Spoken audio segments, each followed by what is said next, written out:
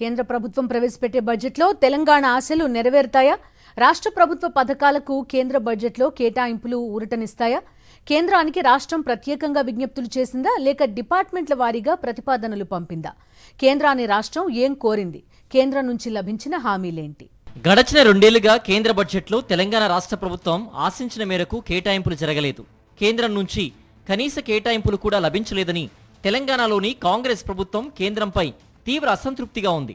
అయితే గతంతో పోల్చితే ఈసారి కేటాయింపులు ఆశించిన మేరకు ఉంటాయనే చర్చ అధికార వర్గాల్లో జరుగుతోంది. కేంద్ర ప్రభుత్వ పథకాలను కాంగ్రెస్ అధికారంలోకి వచ్చినప్పటి నుంచి రాష్ట్రంలో అమలు చేస్తున్న కారణంగా కేటాయింపులు బాగానే ఉంటాయనే టాక్ సెక్రటేరియట్ వర్గాల్లో నడుస్తోంది. సాధారణంగా కేంద్ర ప్రభుత్వం బడ్జెట్ ప్రవేశపెట్టడానికి నెల రోజుల ముందే ముఖ్యమంత్రి, మంత్రులు, అధికారులు ఢిల్లీ వెళ్లి ప్రత్యేకంగా ప్రధాని, కేంద్ర మంత్రులను కలిసి రాష్ట్రానికి అవసరమైన నిధుల గురించి శాఖల వారీగా ప్రతిపాదనలు ఇచ్చేవారు. కానీ ఈసారి అలాంటి విజ్ఞప్తులకు సంబంధించిన ప్రత్యేక భేటీలు జరపలేదు. కానీ రాష్ట్ర ప్రభుత్వం కేంద్ర ప్రభుత్వ బడ్జెట్లో తెలంగాణకు నిధుల కేటాయింపు భారీగా ఉంటుందని ఆశిస్తోంది. రాష్ట్ర ఆర్థిక పరిస్థితి ఈసారి కూడా క్లిష్టంగానే ఉందని, కేంద్రం నుండి పెద్ద ఎత్తున గ్రాంట్లు ఇవ్వాలని తెలంగాణ ప్రభుత్వం కోరుతోంది. 1,00,000 కోట్లు లేదా అంతకంటే ఎక్కువ స్థాయిలోనే కేంద్రం నుంచి తెలంగాణ ప్రభుత్వం గ్రాంట్లను డిమాండ్ చేస్తోంది. ప్రస్తుత ఆర్థిక సంవత్సరానికి FRBM అనుమతించిన 54,000 కోట్లు పరిమితిని దాటి డిసెంబర్ ఆఖరికే 69,300 కోట్లకు రాష్ట్ర అప్పులు చేరాయి. మార్చి ఆఖరుకు 79,900 కోట్ల వరకు పెరిగే అవకాశం ఉంది. ఇది రాష్ట్ర చరిత్రలోనే అత్యధిక వార్షిక అప్పుల పెరుగుదలలో ఒకటిగా నిలవనుందనే చర్చ జరుగుతోంది. ఈ క్లిష్ట పరిస్థితుల నుంచి బయటపడేందుకే తెలంగాణ సర్కార్ కేంద్రాన్ని ఆర్థిక సహాయం కోరుతోంది. ఇందులో గ్రాంట్లు, మౌలిక సదుపాయాల కేటాయింపులు, వడ్డీ లేని రుణాలు, వివిధ ప్రాజెక్టులకు నిధుల కేటాయింపులు ఉన్నాయి.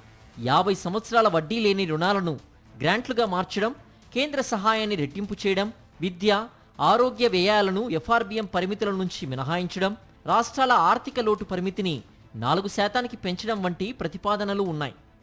Hyderabad metro phase 2, regional ring road, 4 జిల్లాల్లో కొత్త విమానాశ్రయాలు, పాలమూరు రంగారెడ్డి లిఫ్ట్ ఇరిగేషన్ ప్రాజెక్టుకు జాతీయ హోదా, మూసీ నది రివర్ ఫ్రంట్ అభివృద్ధి, రేడియల్ రోడ్లు, నగర మురుగునీటి విస్తరణ వంటి భారీ ప్రాజెక్టులకు కేంద్ర భాగస్వామ్యం అవసరమని రాష్ట్రం పేర్కొంది.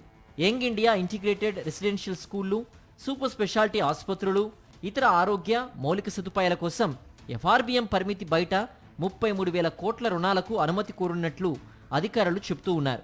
వీటితో పాటు సుమారు 70,000 కోట్ల మార్కెట్ అప్పులు తెచ్చేలా సహాయం చేయాలని కూడా కేంద్రాన్ని కోరినట్లు అధికార వర్గాలు తెలిపాయి. కేంద్ర పన్నుల్లో రాష్ట్ర వాటా తగ్గిపోతున్నదని కూడా తెలంగాణ ఆందోళన వ్యక్తం చేస్తోంది.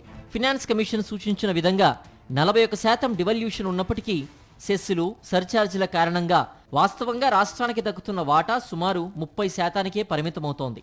30%కే పరిమితమవుతోందని తెలిపింది. సర్ఛార్జీలు, సెస్సుల ద్వారా వసూలైన 1.5 లక్షల కోట్లను పన్నుల పూల్లో చేర్చాలని రాష్ట్రం కోరుతోంది. మొత్తంగా కేంద్రం నుంచి గ్రాంట్లు, అప్పుల పరిమితుల్లో సడలింపు లేకపోతే తెలంగాణలో ప్రస్తుతం సంక్షేమ పథకాలను కొనసాగించడం, కొత్త అభివృద్ధి కార్యక్రమాలను అమలు చేయడం సైతం కష్టమవుతుందని అధికారులు హెచ్చరిస్తున్నారు. మరి కాంగ్రెస్ సర్కార్ ఆశలకు కేంద్ర బడ్జెట్ ఊరటను ఇస్తుందా లేదా చూడాలి.